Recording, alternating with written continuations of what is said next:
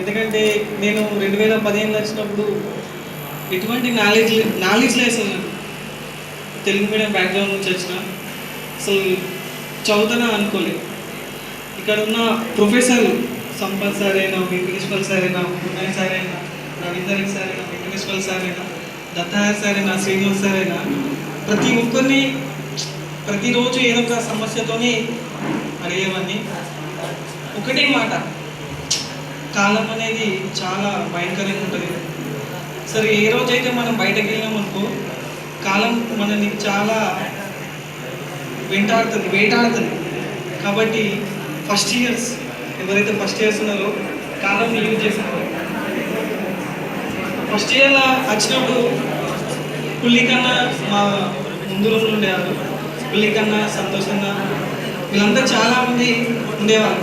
First ఇయర్లో నేను చాలా మిస్బిహేవ్ చేసిన, సెకండ్ ఇయర్ కూడా చాలా నెగ్లెక్ట్ చేసిన, సీనియర్స్ ఏమన్నా ఇబ్బంది పెట్టినా, అలాగే ఏమన్నా నా తరపు నుంచి మళ్ళీ చిన్న క్షమాపణ కోరుతున్నా. One of the most important thing ఏంటంటే our life is very important. Our choice. బుద్ధుడు ఏమంటారంటే నీ జీవితానికి నువ్వే మార్గదర్శకాన్ని, నీ జీవితాన్ని నిర్దేశించుకునేది నువ్వే అంటారు. ఉస్మానియా యూనివర్సిటీలో ఎవ్రీడే పొద్దున 7కి స్టార్ట్ అవుతుందంటే జర్నీ నైట్ 11 వరకు లైబ్రరీ అవుతారు. ఎవ్రీడే మినిమం 11 to 12 అవర్స్ అవుతారు. అంత కాంపిటీషన్ ఉంది అక్కడ. ఎవరైనా కూడా నెట్ ప్రిపేర్ అనుకున్నా, సెట్ ప్రిపేర్ అనుకున్నా, గ్రూప్ ప్రిపేర్ అనుకున్నా, సివిల్స్ ప్రిపేర్ అనుకున్నా మినిమం 12 to 13 అవర్స్ అయినప్పుడే మన ఈ కాంపిటీషన్లో ముందుకు వెళ్ళగలి. ఇక్కడ ఇంత ఇంటిగ్రేటెడ్ మనం చేసి చిన్న జాబ్ లేకపోయినా ఇంటికైనా పరిస్థితి చాలా దారుణంగా ఉంటుంది. ఎవరికైనా 5th year అయిపోయింది అనుకోకండి, మీకు ఉంది తర్వాత కూడా లైఫ్ అనేది చాలా ఉంటుంది.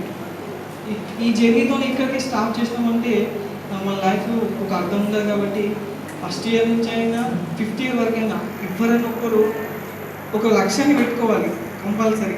అసలు నాకేంటంటే నేను ఒక అంటే ఫస్ట్ నేను వచ్చి ఎట్లా అసలు చదవలేనా అన్న ఒక ఫీలింగ్తో వచ్చిన.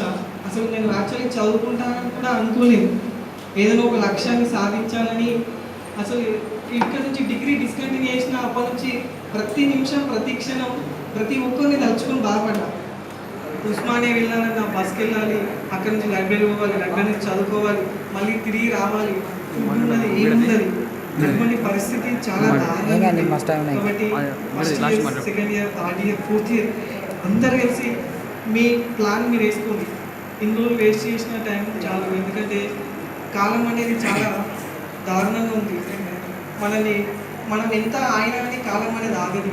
కాబట్టి అందరూ ఏదైనా ఒకటి సెటిల్ అవ్వాలనుకుంటున్నారు. అదేవిధంగా మనకు విద్య నేర్పిన గురువులను మాత్రం మర్చిపోవద్దు.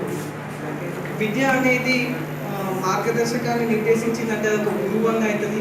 తల్లిదండ్రులు ఏ విధంగా గురువులు కూడా ఆ విధంగా.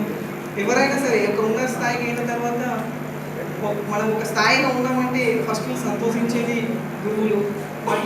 వీరి విలువ ఎప్పుడైతే మనం బయటకి వెళ్ళిన తర్వాత తెలుస్తుంది. సంపత్ సార్ చాలా చెప్పేటోడు, ఇట్లా చదవాలి, ఈ విధంగా చదవాలని చెప్తారు. సెంట్రల్ యూనివర్సిటీకి అయినప్పుడు అంటే దగ్గర దాకా మిస్ అయింది పొలిటికల్ సైన్స్లో, ఎకనామిక్స్లో. కానీ ఆ రోజు చెప్పినప్పుడు ఆ రోజు కొంచెం చదివితే అయిపోదు, అంటే మంచి స్థాయిలో ముందును అనిపించింది.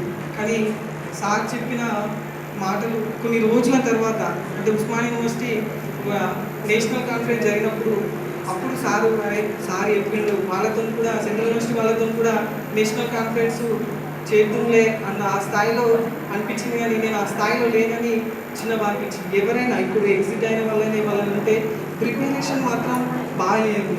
ప్రిపరేషన్ చేసినప్పుడే మీకు గొప్ప స్థాయి వెళ్తుంది. కాబట్టి కష్టపడండి, సాధించండి. థ్యాంక్స్.